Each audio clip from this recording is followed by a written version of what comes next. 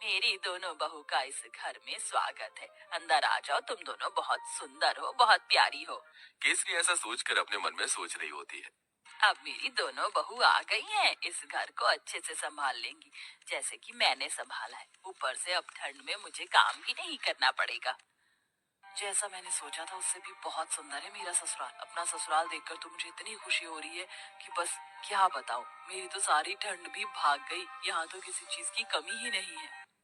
सच कहूँ तो बहुत सुंदर लग रहा है ससुराल। पहले तो मैंने बहुत गरीबी देखी है, लेकिन ससुराल में किसी चीज की कमी नहीं होगी क्योंकि सब बढ़िया है। दोनों बहू के चेहरे पर मुस्कान थी। तुम दोनों बहुत थक चुकी होगी और तुम्हें ठंड भी लग रही होगी। चलो, मैं तुम्हें तुम्हारे कमरे में छोड़ आती हूँ, उसके बाद तुम्हारी पहली रसोई की रस्म करेंगे। केसरी ऐसा कहकर अपनी दोनों बहू को उनके कमरे में लेकर जाती है, जहाँ दोनों बहू थोड़ी देर आराम करती हैं। कुछ ही देर में केसरी उनके पास आती है और उन्हें पहली रसोई की रस्म के लिए बुलाती है। तुम दोनों ने आराम तो कर ही लिया होगा, चलो पहली रसोई की रस्म भी कर लेते हैं।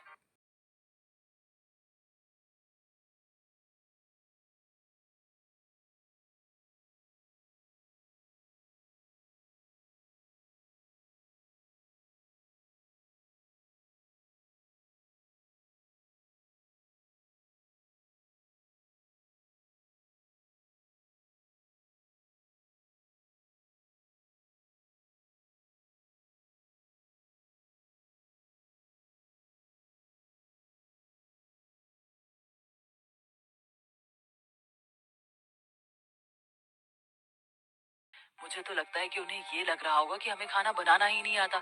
चलो, कोई बात नहीं, हम अपने हिसाब से बना लेते हैं। ज्यादा बनाएंगे ताकि रात को खाने को मिल जाए। खाने के बाद कुछ मीठा अच्छा लगता है।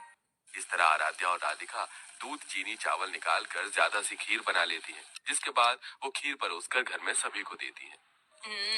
बहुत अच्छी खीर बनाई है।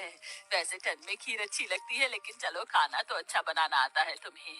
कितनी अच्छी बात है, मेरी बहू तो बिल्कुल मेरे जैसी आई है, थोड़े सामान में ही अच्छा खाना बनाना। केसरी ये सोचकर बहुत खुश हो रही होती है।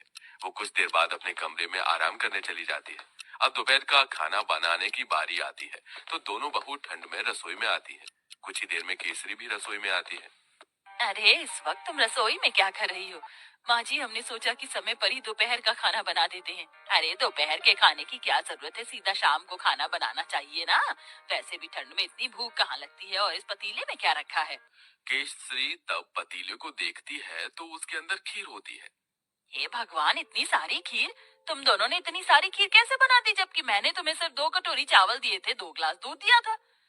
अरे माँ जी, हमने ज्यादा इसलिए बना ली थी ताकि हम रात तक आराम से खीर खाते रहें। हे भगवान, तुम्हारा पेट है कि कुआं? आज के बाद ऐसा बिल्कुल नहीं होना चाहिए। जितना मैं सामान दूंगी उतना ही बनेगा। ठंड में इतना खाना कोई नहीं खाता। लेकिन माँ जी, लेकिन वेकिन कुछ नहीं। इस घर को चलाना है या घर की बर्बादी करनी है? आज से ही अपने कान में आटा लगा लो, फिर ये गलती नहीं होनी चाहिए। राम राम राम, इतनी सारी खीर देखकर कहीं आज मुझे हार्ट अटैक ही ना आ जाए। ऐसा बोलते बोलते केसरी अपने कमरे में चली जाती है और दोनों बहू ठंड में कांपते हुए एक दूसरे को देखती रह जाती हैं। फिर आती है रात को खाना बनाने की बारी। तो रात को जब खाना बनाने दोनों बहू ठंड से कांपते हुए रसोई में जाती हैं, उनसे पहले वहां केसरी मौजूद होती है। उसने पहले ही सब कुछ गिनती करके निकाला होता है।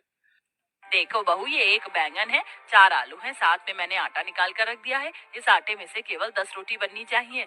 2 मेरी, 4 तुम दोनों की और 4 दोनों मेरे बेटों की।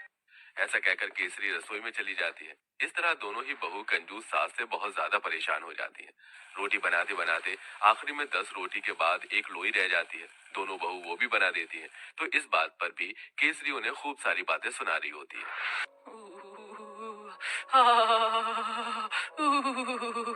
बहुत ठंड लग रही है। एक तो घर के सारे काम करो, ऊपर से खाना भी बनाओ, तो गिनती का। मेरा तो पेट भी नहीं भरता। पता नहीं कंजूस सास हमें कुछ खाने क्यों नहीं देती। सही बोल रही हो। ऊपर से रसोई में काम करते हुए ठंड लगती है। हमारी सास हमें एक हीटर भी नहीं ला कर दे सकती। वैसे मुझे बहुत जोरों से भूख लगी है। 2 रोटी में मेरा क्या होगा? एक आखिरी में 10 रोटी के बाद एक लोई रह जाती है। दोनों बहू वो भी बना देती हैं। तो इस बात पर भी केसरी उन्हें खूब सारी बातें सुना रही होती है।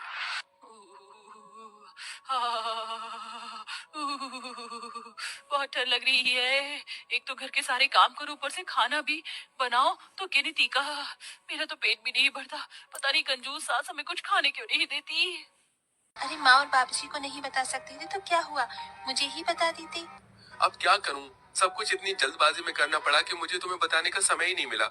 चलो कोई बात नहीं, शादी मैंने ऐसे ही कर ली, लेकिन मैं रिसेप्शन पार्टी बहुत अच्छे से करूंगा।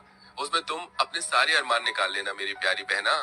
हाँ हाँ क्यों नहीं, आखिर मेरी भाभी आई है, इकलौते भाई की इकलौती भाभी। हिमांशी का व्यवहार देखकर और उसका पहनावा देखकर सलोनी अपने मन ही मन सोच रही थी, मेरी ननन तो बहुत खूबसूरत, सुंदर और गोरी है। काश कि मैं भी इतनी गोरी और सुंदर होती तो अच्छा होता, लेकिन मैं अपनी ननन की जैसी नहीं हूँ। मेरा रंग सांवला है। सलोनी अपने मन में ऐसा सोचकर अपना मुंह लटका लेती है। कुछ देर बाद हिमांशी सलोनी को अपने भाई के कमरे में लेकर आती है। भाभी जी, आपको अगर किसी भी चीज की जरूरत हो तो मुझे बता देना, मैं यहीं पर हूँ। आवाज लगा देना, मैं आ जाऊंगी और आपकी मदद करवा दूंगी। अभी तो मुझे किसी भी चीज की जरूरत नहीं है ननन जी, लेकिन अगर किसी चीज की जरूरत होगी तो मैं आपको तुरंत बुला लूंगी। आप चिंता मत करो, आपके अलावा इस घर में मेरा है भी कौन जो मुझे समझ सके। एक भाभी के लिए एक ननन बहुत मायने रखती है, आप तो इस चीज को समझती हो ना। हाँ हाँ क्यों नहीं मेरी प्यारी भाभी, बिल्कुल समझती हूँ। आप चिंता मत करो, मेरे रहते इस घर में आपको कभी किसी चीज की परेशानी होगी ही नहीं। ऐसा बोलने के बाद हिमांशी अपने भाई के कमरे से बाहर आ जाती है। थोड़ी ही देर बाद हिमांशी अपने कमरे में जाती है और एक नया सा सूट पहनकर अपनी भाभी के कमरे में आती है। अरे भाभी, अभी तक आप तैयार नहीं हुई हो, रुको मैं आपको तैयार कर देती हूँ। हिमांशी अपनी भाभी सलोनी को तैयार करने लगती है। तभी सलोनी देखती है कि हिमांशी ने बहुत सुंदर और प्यारा सूट पहना होता है। वो शीशे में अपनी ननद को देखते हुए कहती है, क्या बात है ननद जी, तुम्हारा ये सूट कितना प्यारा लग रहा है, तुम्हारे गोरे रंग पर खिल रहा है। मेरा रंग काला है ना, तो मेरे ऊपर ऐसे कपड़े अच्छे नहीं लगते। मैंने कई बार ऐसे कपड़े देखे हैं, लेकिन मेरा रंग और बेकार लगने लगता है। अरे भाभी कैसी बात कर रही हो आप, ये तो बहुत प्यारा कलर है और ये कलर भी मीडियम है, इसे गाजरी कलर बोलते हैं। आपको पता है ये कलर हर एक औरत के ऊपर जचता है, फिर चाहे वो काली हो या गोरी हो। आपको यकीन नहीं है तो रुको, मैं आपको ये सूट देती हूँ, फिर आप इसे पहनकर देखना, आपके ऊपर बहुत अच्छा लगेगा। हिमांशी अपने कमरे में जाती है और दूसरा सूट पहनकर जो उसने पहना होता है उसे उतार के अपनी भाभी के पास ले आती है। भाभी ये लो सूट। अरे ननन जी, आपको ये सूट मुझे देने की क्या जरूरत थी, रहने दीजिए। अरे क्या हुआ भाभी, आप मेरी भाभी हो, मैं इतना नहीं कर सकती, चलो इसे पहनकर दिखाओ। हिमांशी के ऐसा कहने के बाद सलोनी हिमांशी की बात मान लेती है और सूट पहनकर अपनी ननन को दिखाती है। देखो नंदन जी कैसा लग रहा है। पहले तो मुझे लग रहा था कि मेरे रंग के ऊपर ये अच्छा नहीं लगेगा, लेकिन मेरे सामने रंग के ऊपर ये मुझे बहुत अच्छा लग रहा है। हाँ हाँ क्यों नहीं भाभी, आपके ऊपर ये रंग बहुत अच्छा लग रहा है। कलर कुछ नहीं होता भाभी, पहनने का तरीका होना चाहिए। आपके ऊपर ये सच में बहुत अच्छा लग रहा है, आज से आप इसे अपने पास ही रख लो। हिमांशी ऐसा कहकर अपनी भाभी को तैयार करने के बाद मुंह दिखाई के लिए लेकर आती है, जहाँ सब बहुत अच्छे से उसकी मुंह दिखाई की रस्म करते हैं और सभी उसे शगुन देते हैं। साथ में हिमांशी भी एक प्यारा सा तोहफा अपनी भाभी को देती है। भाभी, मैं आपके लिए ये इतना प्यारा सा तोहफा लेकर आई हूँ, इसे हमेशा अपने पास ही रखना। आप तो बहुत अच्छी हो ननन जी, आपका बहुत बहुत शुक्रिया। इस तरह हिमांशी अपनी नई भाभी के आने पर बहुत खुश होती है, लेकिन सलोनी बहुत ही चालाक होती है। उसे जो भी चीज हिमांशी की अच्छी लगती है वो उससे लेने के चक्कर में उसके सामने ऐसा दिखावा करती है जैसे उसके रंग की वजह से उसके ऊपर कुछ भी अच्छा लगता ही नहीं। एक दिन सलोनी अपनी ननंद के कमरे में आती है तो वो ननंद के ड्रेसिंग टेबल पर बहुत महंगा महंगा मेकअप का सामान देखती है। कितना महंगा महंगा मेकअप का सामान है, मुझे तो बड़ी हैरानी हो रही है। ऐसा सामान तो मैंने कभी देखा ही नहीं जिंदगी में। अरे भाभी आप यहाँ, कुछ काम था क्या आपको? नहीं कुछ काम नहीं था, मैं तो बस ऐसे ही आई थी। वैसे ननन जी आपके कमरे में ड्रेसिंग टेबल पर ये इतना महंगा महंगा मेकअप का सामान, वैसे तो मैं भी सोचा करती थी कि मैं मेकअप करूंगी, लेकिन मेरा रंग सांवला है इसलिए मेरे रंग पर पता नहीं मेकअप खिलेगा या नहीं। अरे भाभी आप भी ना कैसी बातें करती हो और सोचती हो, ऐसा कुछ नहीं होता। मेकअप हर चेहरे पर अच्छा लगता है, देखो मैं आपको करके दिखाती हूँ। हिमांशी अपनी भाभी सलोनी के चेहरे पर थोड़ा सा मेकअप करती है तो सलोनी को अच्छा लगता है। तभी सलोनी कहने लगती है, ननन जी बहुत बढ़िया मेकअप है आपके पास, काश कि मेरे पास भी होता।